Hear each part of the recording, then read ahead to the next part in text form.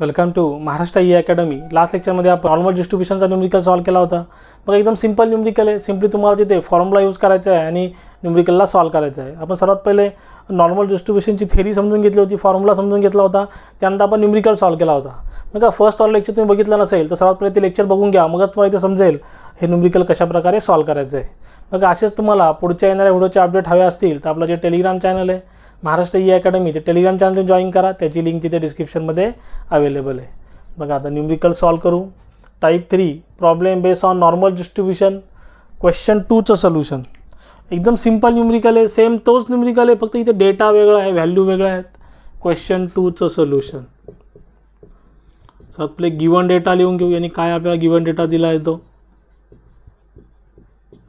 In a test of 2000 electric bulb, म्हणजे n ची value किती आहे, नंबर ऑफ सॅम्पल किती आहे 2000। It was found that life of particular make was normally distributed. बघा इथे लगेच आपल्याला समजतं आहे नॉर्मली डिस्ट्रीब्युटेड म्हणजे नॉर्मल डिस्ट्रीब्युशनचा न्यूमेरिकल आहे with average life of 2040 hours. Average life म्हणजे म्यूची व्हॅल्यू किती दिलेली आहे, mu is equal to 2040 and standard deviation 60 म्हणजे सिग्माची व्हॅल्यू किती आहे 60 hours. Estimate the number of bulbs likely to burn for, मग किती बल्ब बर्न झाले ते आपल्याला सांगायचं इथे, म्हणजे जो बर्न झाले म्हणजे जळाले म्हणजे पेटले, किती बल्ब पेटतील बिटवीन 1920 आवर्स अँड 2160 आवर्स। बघा पहिला न्यूमेरिकल आपला म्हणजे पहिली कंडिशन बिटवीनमधली आहे, ते नेक्स्ट मोर दॅनमधली आहे, more than 2150 hours. Given that area of 2 is equal to 0.4772 आणि area of 1.83 is equal to 0.4664। मग ऑलरेडी तुम्हाला मी लास्ट लेक्चरमध्ये सांगितलं होतं, या एरियावरूनच आपल्याला समजतं आहे आपल्या इथे व्हॅल्यू काय येणार आहेत, त्या म्हणजे झेडची व्हॅल्यू काय येणार आहे। आपण काय करतो, जो रँडम व्हेरिएबल एक्स आहे, बघा हे जे रँडम व्हेरिएबल आहे ह्या डेटा जो कलेक्ट केलेला आहे तो रँडम व्हेरिएबल आहे, त्याला आपण झेडमध्ये कन्वर्ट करतो स्टँडर्ड फॉर्ममध्ये। तर आपल्या व्हॅल्यू बरोबर 2 व्हॅल्यू आली पाहिजे आणि एक 1.83 आली पाहिजे, म्हणजे आपलं कॅल्क्युलेशन परफेक्ट वेने चाललेलं आहे। बघा आता सोल्यूशन टू फाइंडमध्ये काय सांगितलं आहे, फर्स्ट कंडिशन काय आहे, between 1920 to 2160 hours. Second more than 2150 hours. बघा सोल्यूशन स्टार्ट करू। इथे एकदम सिंपल न्यूमेरिकल आहे। बघा इथे सर्वात पहिले बघून घ्या, आपण सर्वात पहिले पहिली कंडिशन घेऊ। First condition probability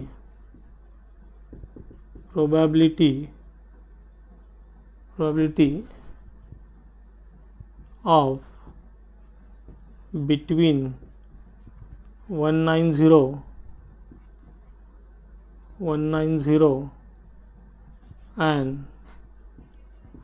2160 hours. बघा इथे पहिल्या कंडिशनसाठी बघा एक्सची व्हॅल्यू किती आहे, 1920। एक्सच्या व्हॅल्यूला काय करतो आपण स्टँडर्ड फॉर्ममध्ये कन्वर्ट करतो, x minus mu upon sigma. बघा एक्सची व्हॅल्यू किती आहे 1920, म्यूची व्हॅल्यू किती आहे ॲव्हरेज 2040, स्टँडर्ड डेविएशन किती आहे 60। बघा इथे आपला आन्सर किती येईल मग 1920 2040 120। बघा 2040 1920 मायनस 2040 मायनस 120। आता मायनस 120 इथे लिहितो वाटल्यास, बघा मायनस 120 डिवाइड बाय 60 काय येईल -2। इथे आन्सर किती येते आपलं -2। देन एक्सची व्हॅल्यू किती आहे 2160, एक्सची व्हॅल्यू किती आहे 2160। Z is equal to X minus mu upon sigma. बघा एक्सची व्हॅल्यू किती आहे 2160 मायनस 2040, म्यूची व्हॅल्यू डिविएशन स्टँडर्ड डिविएशन 60। बघा 2160 मायनस 2040 काय 120 डिवाइड बाय 60 किती येईल 2। बघा ॲक्च्युली सगळ्या केससाठी आपल्याला फाइंड करून घेऊ आपण, कंडिशन नंतर अप्लाय करू। अजून एक एक्सची व्हॅल्यू काय आपली बघा मोर दॅन 2150. आता 2150 एक्सची व्हॅल्यू किती आहे 2150. Z is equal to X minus mu upon sigma. 6 नाही येतो काय सिग्मा आहे स्टँडर्ड डिव्हिएशन. एक्सची व्हॅल्यू किती आहे 2150 मायनस 2040 डिवाइड बाय 6. बघा 2150 मायनस 2040 काय येईल तुमचं 110 डिवाइड बाय 6 काय येईल 1.83. बघा ॲक्च्युली ही व्हॅल्यू मला लक्षात होती माझ्या ही. बघा म्हणजे तुमची एरिया किती आली 2 आणि किती आली 1.83 म्हणजे आपल्या व्हॅल्यू परफेक्ट चाललेलं. बिटवीनमध्ये काय होतं आहे एक पॉझिटिव्ह येतं एक निगेटिव्ह येतं आहे. आता बघा पहिली कंडिशन यूज करू.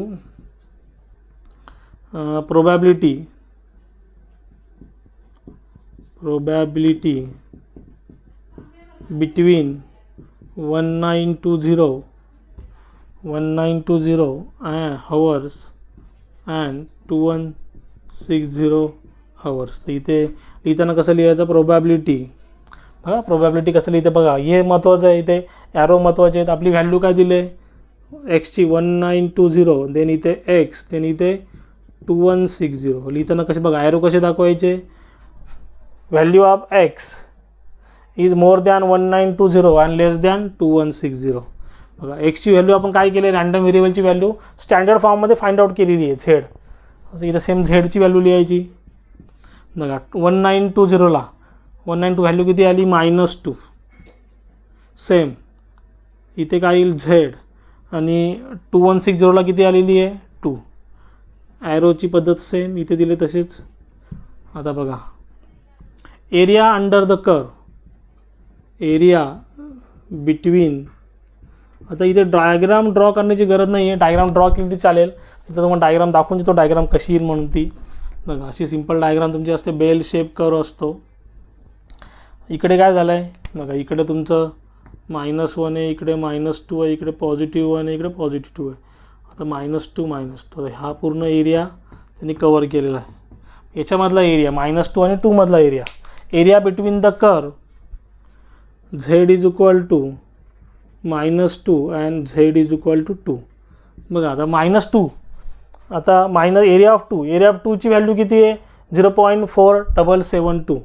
निगेटिव्ह जरी असेल तरी पॉझिटिव्ह व्हॅल्यू लिहायची इथे. अगेन एरिया फॉर 2 व्हॅल्यू किती आहे 0.4772. बघा भले व्हॅल्यू इथे निगेटिव्ह आहे झेड इज इक्वल टू -2 लिहिताना ती पॉझिटिव्ह लिहायची निगेटिव्ह लिहायची नाही. दोघांचं ॲडिशन करायचं इथे. बघा सिंपल दोघांचं इथे ॲडिशन करा 0.4772 प्लस 0.4772 तर तुमचे व्हॅल्यू येते इथे 0.9544. म्हणजे बघा probability between 1920 hours and 2160 hours किती येते 0.9544. किती येते 0.9544 0.4772 0.9544. आपल्याला काय सांगायचं किती बल्ब त्या याच्यामध्ये जळतील त्या बिटवीन म्हणजे किती बल्ब तिथे पेटतील त्याच्यामध्ये ते सांगायचं आपल्याला. तर बघा इथे सेम स्टेटमेंट यूज करू. Number of bulbs likely to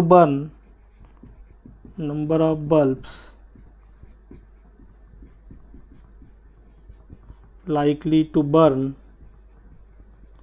बघा प्रोबॅबिलिटीची व्हॅल्यू किती आले 0.9544 इंटू नंबर ऑफ बल्ब्स किती आहे 2000. तुमचं आन्सर किती येतं आहे इंटू 2000. नंबर ऑफ सॅम्पल्स किती आहेत तुमचे 2000. तर 1908.8 म्हणजे अप्रॉक्सिमेटली 1909 बल्ब. बघा म्हणजे किती बल्ब जळतील ह्या बिटवीन 1920 hours टू 2160 hours 1909. बघा नेक्स्ट काय सांगितलेलं आहे सेकंड कंडिशन पण सेम आहे. सेकंड कंडिशनमध्ये काय सांगितलेलं आहे more than probability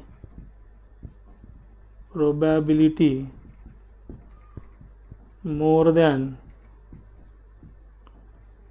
2150 hours. Simple लिहिताना कसं मोर दॅन आहे कसं लिहायचं probability of x is greater than 2150. बघा 2150 आता एक्सची व्हॅल्यू किती आलेली आहे स्टँडर्ड व्हॅल्यू कन्वर्ट केल्यानंतर बघा एक्सची व्हॅल्यू आपण झेडमध्ये कन्वर्ट केली, किती आली ती 2150साठी 1.83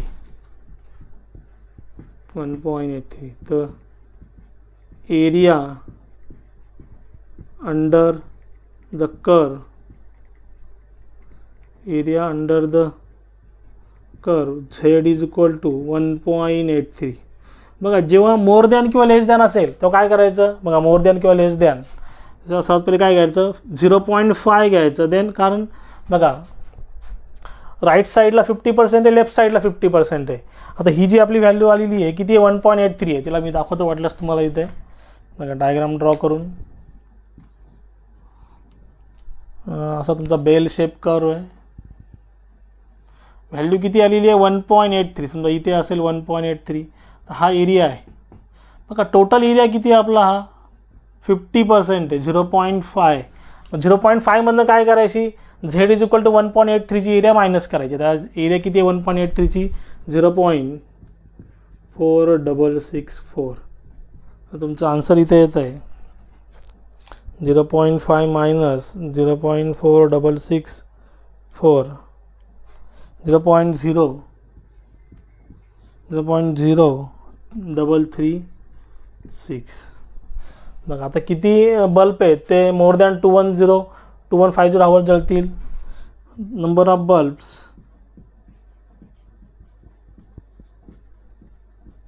बर्न मोर दॅन 2150 आवर्स, किंवा नंबर ऑफ बल्ब बर्न लिहिले ते चालेल नुसतं इथे. Number of bulb burns already ते आपण लिहिले स्टेटमेंट. किती आहे probability 0.0336 into number of sample किती आहेत 2000. नंबर ऑफ सॅम्पल किती आहे 2000. जे फायनल आन्सर येईल 0.0336 इंटू 2000 67.2 म्हणजे अप्रॉक्सिमेटली 67 बल्ब. आणि 67 बल्ब काय होतील मोर दॅन 2150 आवर्स जळतील किंवा चालतील. बघा अशा प्रकारच्या न्यूमेरिकलचे ते एक्झाममध्ये विचारतात. आणि सिम्पल आहे, भले इथे लेस दॅन जरी असेल फक्त लेस दॅनला तुमचा काय होईल इथे ॲरो चेंज होईल. बघा समजा इथे काय होईल, इथे लेस दॅनला इथे फक्त लेस दॅन त्यांनी वर्ड यूज केला समजा लेस दॅन, तर इथे काय करायचं सिम्पल तुम्हाला फक्त ॲरो चेंज करायचं आहे. बघा असं करायचं आहे, जी काय व्हॅल्यू असेल समजा 2140 सांगितली, बाकी सेम प्रोसिजर. आणि लेस दॅनच्या वेळेस व्हॅल्यू मे बी निगेटिव्हच्या इकडे सुद्धा येऊ शकते, पण घेताना इथे 0.5 मायनसच घ्यायची, जी एरिया असेल ती मायनस घ्यायची. बघा तिने ऑलरेडी एरिया दिलेली असेल. बघा सेम न्यूमेरिकल आहे. अशा प्रकारचे न्यूमेरिकलचे ते एक्झाममध्ये विचारतात 4 to 6 मार्क्ससाठी. आणि यामध्ये काय डाऊट असेल तुम्ही जरूर मला कमेंटमध्ये विचारू शकता. आणि मी शिकवलेलं समजलं असेल तर चॅनलला लाईक शेअर सबस्क्राईब करा. साईडला जे बेल आयकॉन बटन आहे ते प्रेस करा, म्हणजे माझ्या पुढच्या येणाऱ्या व्हिडिओची नोटिफिकेशन तुम्हाला सर्वात पहिले भेटेल. थँक्यू.